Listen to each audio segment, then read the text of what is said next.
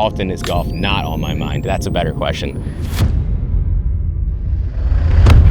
Golf is literally on my mind 24/7. That's how I go to sleep at night. You know, most people count sheep jumping over a fence or whatever it is. I count my golf shots. Physically, I could see that I was different. I didn't feel any different. There was definitely a point in my life where I really fell in love with the game. I would just have this feeling of this is what I was born to do. Like a guy with no hands, you would assume has no right to be as good at golf as I am.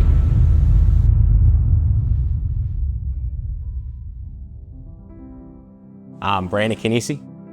I'm a professional adaptive golfer. Golf definitely found me. I definitely didn't find golf. Growing up without hands, it was definitely challenging, but at the same time, just who I am, I've never seen myself or felt any different. I mean, from day one, I was playing sports, video games, working out, like doing anything any normal kid would do. Physically, I could see that I was different. I didn't feel any different, and I didn't have any troubles doing anything. Most of the times I was beating my friends in whatever games or sports, or beating my brothers, you know, in video games, and people were wondering how I was doing this. And it's just because that's all I've known, and you know, I've been adapting ever since I was born. Definitely remember being like 6 years old, and I was like with my grandfather in Miami and playing with my older brother, and you know, I tucked the club underneath my arm, and I was able to just, I wanted to keep up with my older brother. You know, I saw him hitting it, and I was like, oh, I want to try to keep up with him and whatever. And I'll hit little bunts. 6 years old, I would hit little 40-yard, 50-yard drives with no hands. 10 years later, when I was 16, 17, me and my uncle just built new clubs to mimic that same way of swinging when I did when I was a kid. We just went to work with very little club fitting experience at all, little to none. And he had some real challenges. I mean, just trying to get the irons to fit into driver shafts, and we would constantly call around to different fitters, and they all said the same thing. Oh, that's not possible. That's not possible. The clubs can't be that long.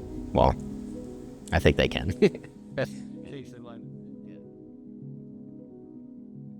I mean, I specifically remember just thinking what it would be like for me to be able to capture a big brand's name and say, let's really dial in. Let's like someone that really cares about it. It's like Santa's workshop. Like not someone that's just, here you go, we built you something, I hope it works, hope it doesn't. Cobra really took me under their wing and said, let's dial this in. Let's really do the math here and figure out what's going on.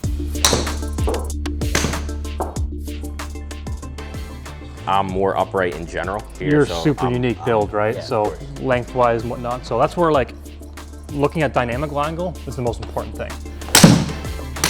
All right. I'm not sure if you've seen that yet. Oh wow, yeah. Wow. I think we're onto something here, man. That one was mashed. Yeah, let's focus on that one. I went from, you know, my first set of clubs, I was shooting right around 100. We made another set of clubs. I was just breaking 90 into the mid 80s. And then with these clubs that I have, the first clubs that Cobra built me, I'm consistently now breaking 80. I have 5.6 handicap. We're looking forward to this new set that we're about to build, hopefully getting me as close to scratch as possible.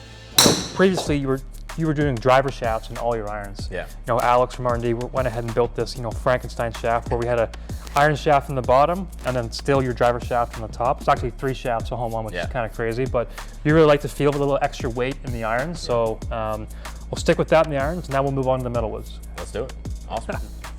Specifically with golf, I knew that my equipment was holding me back for my potential, you know, with those first couple sets of clubs that we built.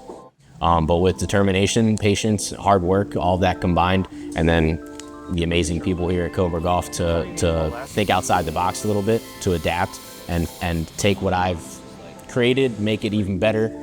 It's taken my game to a whole new level.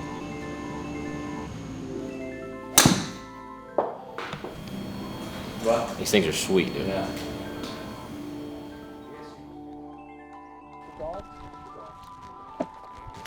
My club sticks so far out of the bag that they turn heads immediately.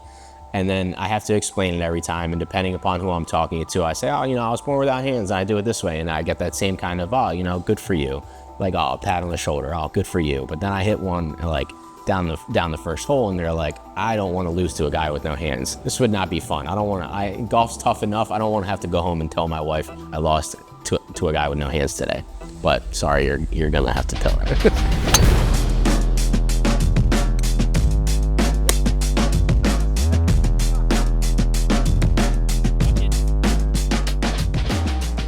Most memorable moment is definitely the hole-in-one on video that I captured when I was at golf school in Myrtle Beach in 2018.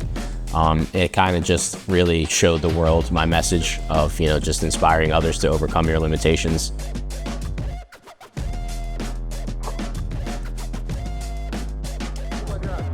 Oh my God, that went in. Dude. And that shot got my name out there. It introduced me into the world of competitive adaptive golf. And it just, I'll never forget that moment. Go! This way! Let's go! Golf is such a therapeutic sport. It can be played by anybody.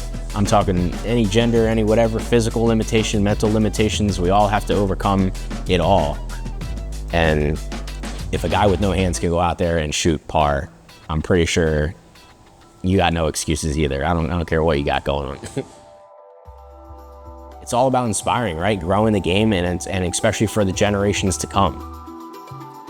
Some of the organizations that I'm an ambassador for that we put clinics on, and we do clinics to kids with disabilities, that is more than fulfilling. That's just like, fills my heart to the brim when these kids look up to me and say, I can't wait to go home and practice and be like you when I grow up. And if I can be that for one person, I don't care if it's one person, then I've succeeded. I think golf is so addicting because it's that never-ending chase for perfection, right?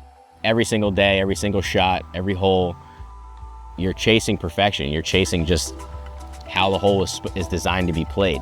And we all know we're capable of it, but when it's time to tee the ball up, can you make it happen? My advice for anyone growing up with or without a disability, it's just believe in yourself. I know who I am and what I can do and how I can help this world by inspiring, but just by doing what I love to do and what I'm passionate about. And I'm just gonna continue to do that for as long as I live and as long as I can swing. And those downtimes will always be there. It is what it is, but then that sun comes up, it's time to tee it up.